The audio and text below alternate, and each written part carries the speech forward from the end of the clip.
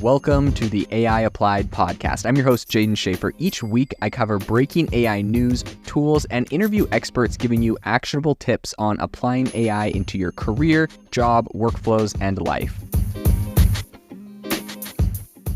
Make sure that you go to aibox.ai, link in the show notes, to join the waitlist for our new AI platform. We're going to be launching an incredible platform that allows you to build anything you want with workflows in AI. So you're able to chain together ChatGPT and image generators and audio generators to make really powerful apps for your organization, or you can host them on our marketplace and actually generate royalties from them. So make sure to go to aibox.ai and join the waitlist. In addition, if you like the podcast, if you could do me a massive favor and please leave us a review on Apple or Spotify or wherever you listen to your podcast. This helps me be able to get better guests on here as they check the reviews to see how you guys are liking it. So if you could please do that, I would really appreciate it. A number of the biggest AI tech firms have all went to the White House to essentially this week pledge that they are going to have good safety measures on AI. Now, this is voluntary. They weren't summoned.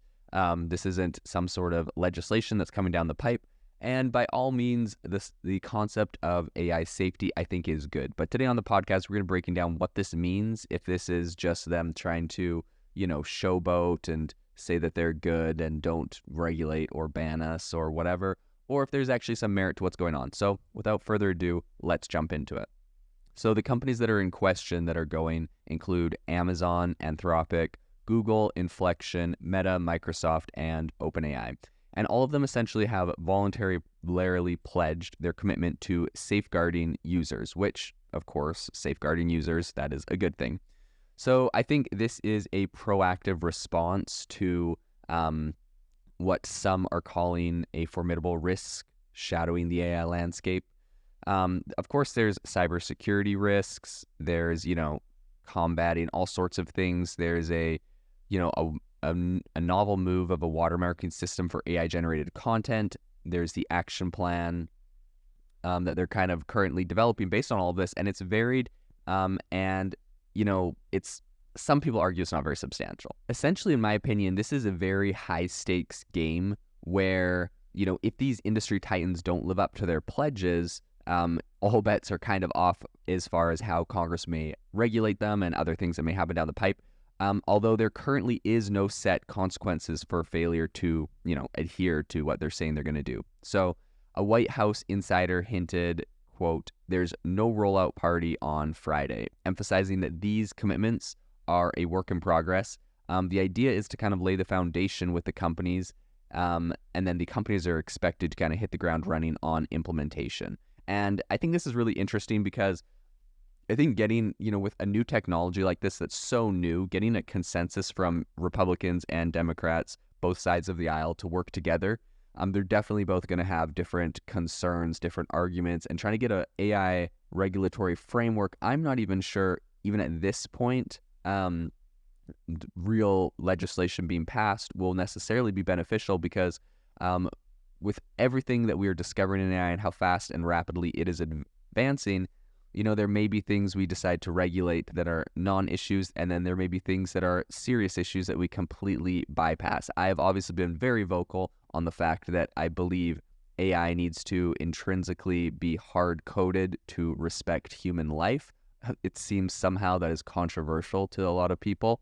I think that this is an absolute non-starter, anything that doesn't include that, but that's just my opinion.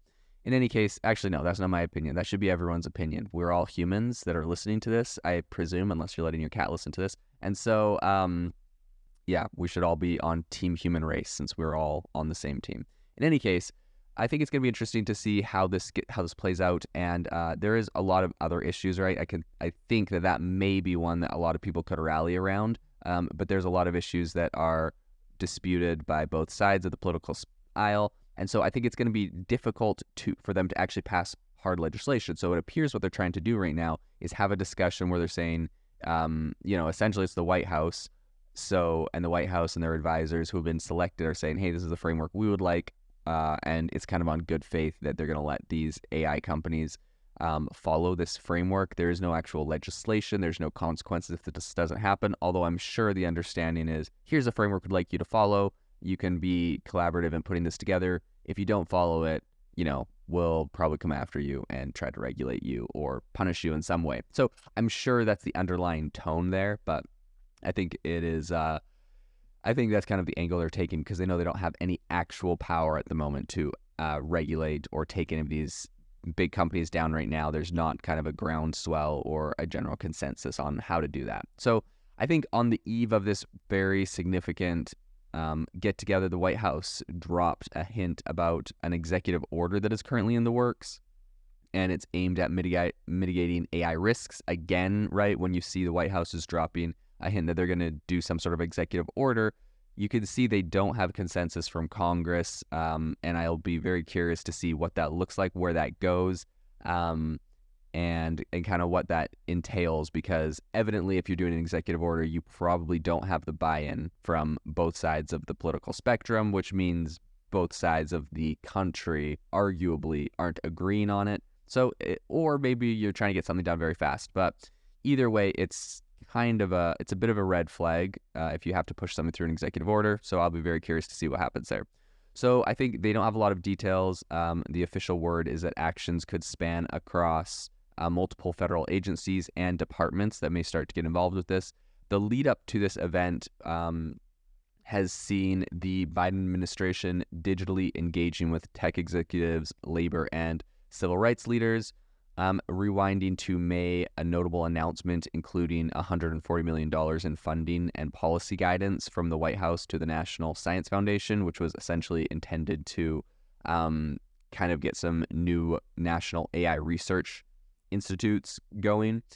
So Microsoft, Google, NVIDIA, OpenAI, and others have all agreed to public evaluations of their language models at this year's DEF CON, which I think is very interesting. And it'll be interesting to see kind of what happens. I, for one, have been quite alarmed by the White House's stance and kind of their direction with AI overall, to be 100% honest. And I think that that's something that is shared by a number of people. You know, one of the big things they did back in May was to put Kamala Harris in front of, and be in charge of artificial intelligence. This was something that was criticized in the Santa Barbara News Press, and I believe, which is a left-leaning journal, which, should otherwise be supportive of her. I think this is kind of a no-brainer, right? She obviously doesn't have any experience in AI, probably very little experience in tech. And so putting someone like her in charge of artificial intelligence, which is a very nuanced, complex, and incredibly critical technology to our nation, I think is a big mistake, in my opinion. I guess it's left to be seen where that goes. But in any case, I've been, like I've said, less than impressed with some of the directives that the White House is taking on AI, as I think this really, the goal here should be encouraging American exceptionalism.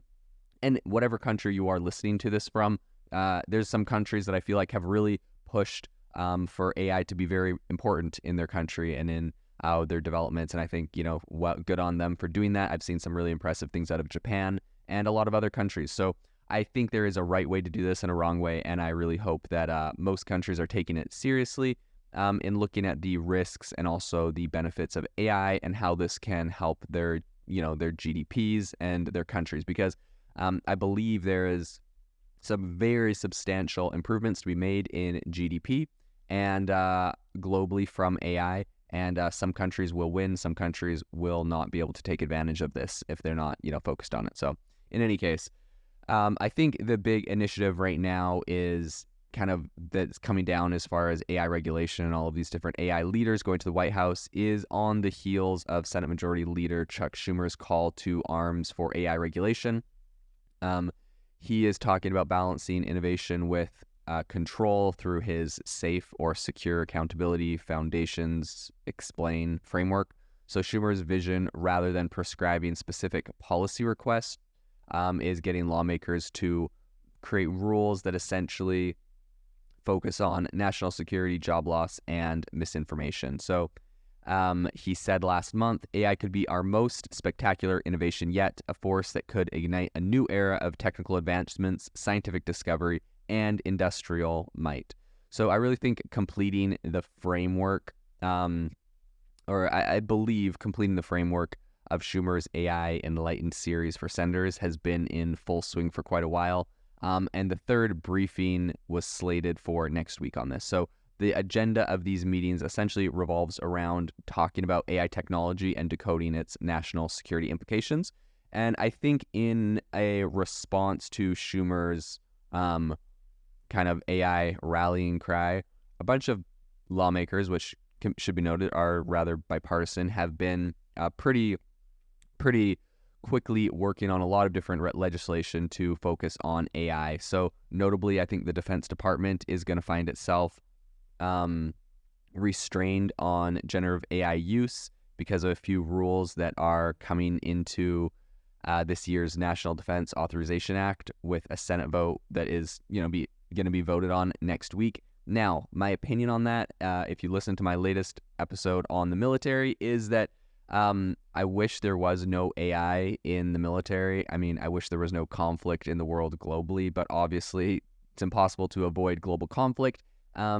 It's impossible to avoid AI getting integrated into other militaries. And so I think if we're sitting here saying, let's get AI pulled out of the Defense Department, let's pass these acts to stunt it, well, China and Russia are not going to do that. So if you want to weaken your own countries, go for it. This is a powerful technology that will be inevitably embedded into defense tools. So if you would like to have those things banned and have your adversary stronger than you, you do that at your own peril and at your own risk. I don't think that is a wise move. I don't think that is a move that should be made. Do I like the concept of AI in defense? Absolutely not. But neither do I like the concept of everyone in the world having nuclear bombs. Unfortunately, it's the world we live in, and it has to be done. So I think Friday, this is going to have representatives from each of the 7 tech giants that gathered in person at the White House, and they're going to read off physically their commitments to AI and what they plan on doing.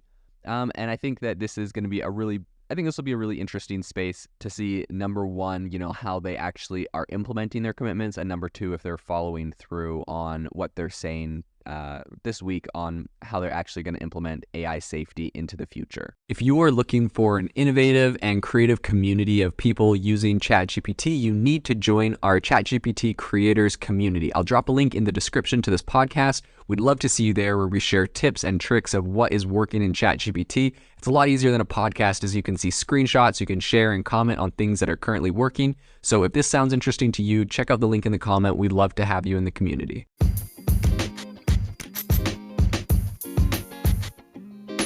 Thank you for tuning in to the AI Applied podcast. Make sure to rate this wherever you listen to your podcasts, and have a fantastic rest of your day.